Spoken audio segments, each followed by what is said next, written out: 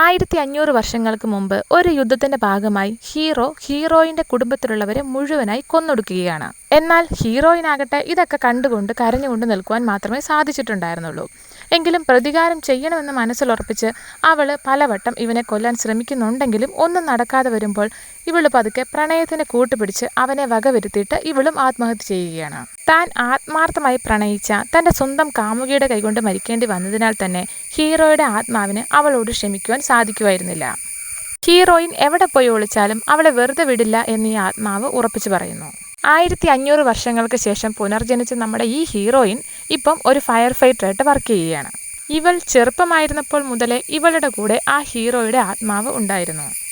ഒരു തീപിടുത്തത്തിൽ നിന്നും ഒരു മനുഷ്യനെയും ഒരു നായക്കുട്ടിയെയും രക്ഷിക്കുന്നത് വഴി ഇവൾ അത്യാവശ്യം ഫേമസ് ആവുകയും ഒരു പബ്ലിക് അഡ്വർടൈസ്മെന്റിൽ ഒരു വലിയ ഫിലിം സ്റ്റാറിൻ്റെ ഒപ്പം അഭിനയിക്കേണ്ടതായിട്ടും വരുന്നു. ഈ ഫിലിം സ്റ്റാറുമായിട്ട് ചെറിയ ചെറിയ ഇഷ്ടക്കേടുകളൊക്കെ ഉണ്ടാവുന്നുണ്ട്. ബ്രേക്ക് ടൈമിൽ ക്യാൻസർ പേഷ്യൻ്റായ ഈ ഫിലിം സ്റ്റാർ വണ്ടിയിലിരുന്ന് ബോധം കെടുകയും ആ വണ്ടി മുന്നിലേക്ക് മൂവ് ആവുകയും ചെയ്യുകയാണ്. അവൻ്റെ മാനേജറും ഹീറോയിനും അവനെ രക്ഷിക്കുന്നതിന് വേണ്ടിയിട്ട് വണ്ടിയുടെ പിന്നാലെ ഓടുന്നുണ്ടെങ്കിലും വണ്ടി ചെന്ന് ഒരു നദിയിലേക്ക് വീഴുകയാണ്. ഒട്ടും മടിക്കാതെ ഹീറോയിനും വെള്ളത്തിലേക്ക് ചാടുകയാണ്. വണ്ടിയിൽ അകപ്പെട്ടു പോയ ഫിലിം സ്റ്റാറിനെ കഷ്ടപ്പെട്ട ഒരു തരത്തിൽ അതിനകത്തുനിന്ന് പുറത്തേക്ക് എടുത്തിട്ട് മുകളിലേക്ക് അവൾ തള്ളിവിടുകയാണ്. പക്ഷേ അവളുടെ കാല് ചെറുതായിട്ടൊന്ന് കുടുങ്ങിയതുകൊണ്ട് അവൾക്ക് കുറച്ചധികം നേരം വെള്ളത്തിൽ കിടക്കേണ്ടതായിട്ട് വരുന്നുണ്ട്. അതുകൊണ്ട് തന്നെ അവൾ അവിടെ ബോധം കെട്ട് വീഴുകയാണ്.